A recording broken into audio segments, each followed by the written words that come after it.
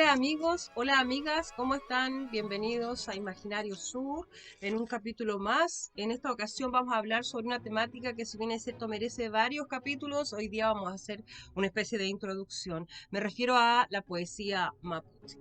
Cuando hablamos de poesía mapuche, inevitablemente tenemos que referirnos a la historia de los pueblos indígenas en general de Latinoamérica, de América en general, con la llegada de los en Chile o en América Latina, ¿verdad? Estos colonizadores españoles que perturban toda la existencia de los pueblos indígenas, como acabo de decir. Llegado el siglo XX, la emergencia de centros urbanos y la posterior emigración campo-ciudad los obligaría a odiar el ejercicio de su espiritualidad y sus costumbres ancestrales. La prioridad era la subsistencia y su participación en la nación chilena se dio siempre, se ha dado siempre desde los bordes de la sociedad. El momento en que los poetas mapuches surgen expresando una insatisfacción histórica y cuestionan las bases en las cuales se sustenta el Estado-Nación coincide con el fin de la dictadura militar en Chile a fines de los 80, principios de los 90 aproximadamente.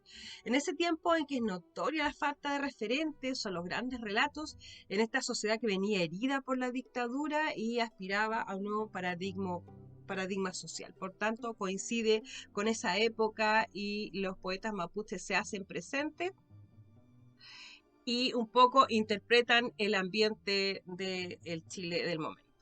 El historiador José Bengoa, respecto a las razones que acompañaron la emergencia de los y las poetas mapuches, afirma: el escenario de estos años se ve reforzado por un contexto mundial de globalización, revalorización de las entidades locales, por tanto que un poco se contrapone a globalización por el término de la Guerra Fría y por la modernización neoliberal. Entonces ese era el contexto un poco más global.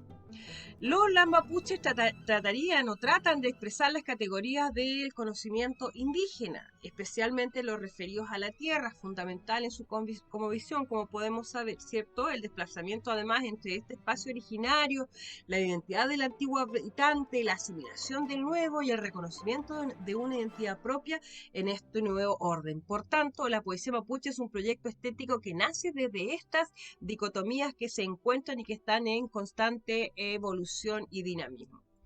Estas poéticas se expresan el relato de una memoria perdida envuelta en un hálito mítico en el cual redimir el presente que por supuesto le es hostil. Asimismo, es una refutación al discurso etnocentrista que prevalecía y prevalece en la academia. Según el poeta Mario García, poeta chilote, dice: estos poetas asumen el oficio literario como tal y buscan en sus propias raíces una forma de enfrentar lo poético con una visión contemporánea de la literatura más allá de dogmatismos culturales, dándole de esta forma un nuevo vigor a la expresión étnica, pero compenetrada en problemáticas y discursos que superan el pasajismo ingenuo y la poesía histórica y acrítica de la literatura. Por tanto, la poesía mapuche es la superación de todos estos elementos que acabamos de nombrar.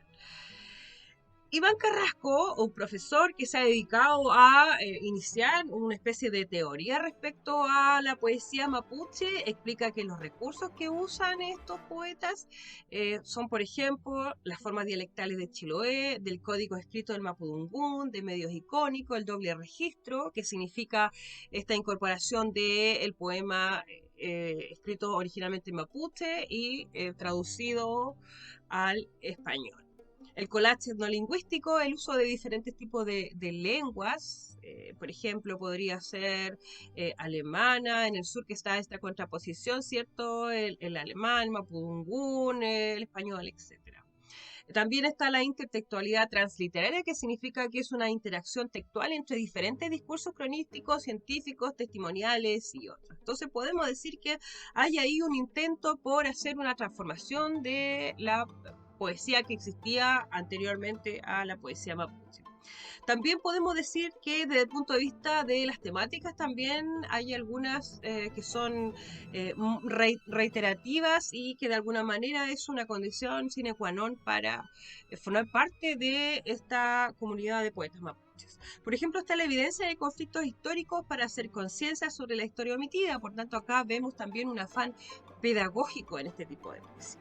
La memoria como esencia y sentido de un pueblo, como ya dijimos, ¿cierto? Importante siempre la memoria, los antepasados, el recordar para de alguna manera redimir este presente y un poco para expresar también la cosmovisión, la espiritualidad. También hay un canto a la naturaleza, pero también a su destrucción. En este caso me gustaría compartir con ustedes el poema Smog de la poeta Elena Pulquillanca, que es de la región metropolitana. Ella critica la contaminación ambiental de Santiago, pero no lo hace de cualquier manera, lo vincula con la historia. Miren, por favor, pongan atención. Este es humo de la conquista, de la colonización, humo de la independencia. Este es el humo que arrastró Pedro de Valdivia, es humo del atropello. Bastante interesante la forma de hacer esta relación, este vínculo. Otro elemento bastante importante también al considerar el estudio de la poesía mapuche es pensar en su origen oral y el origen oral de la poesía. Luego las poetas fundan su quehacer desde el Nutram, que es una especie de conversación mapuche, una especie de ceremonia, un acto creativo constante, y sobre todo el Nutram es la oralidad plena, la manifestación de la oralidad plena. Los gulam también son incorporados, son consejos, los epeus son relatos. Uno de los representantes de este tipo de escritura es el escritor de la Comuna de los Lagos, Javier Milán. Así que tal vez más adelante vamos a estar profundizando un poco más en algunos autores. Los sul también son canciones y los ul cantún poemas. Estos elementos que acabamos de nombrar, el nutram, el gulam, el epeu, el ul y el cantún, son los ejes narrativos que componen la oralidad de la cultura mapuche incorporada en la poesía mapuche. Entonces hay un elemento bastante innovador que es importante considerar en su estudio. Hay muchos otros elementos, por supuesto, estos son algunos y una especie de pincelada de lo que podemos encontrar. Pero también podemos decir que hay diferencia entre autores. Por ejemplo, tenemos a Helicura Chihuahilaf, Premio Nacional de Literatura, durante este año primer poeta que obtiene el Premio Nacional de Literatura, a pesar de que es de alguna forma una contradicción porque el mismo Estado que pervierte esta forma de vida, ¿cierto? Y que obliga a ciertas formas de existir y de comportarte que no son propios de la cultura originaria es la nación chilena.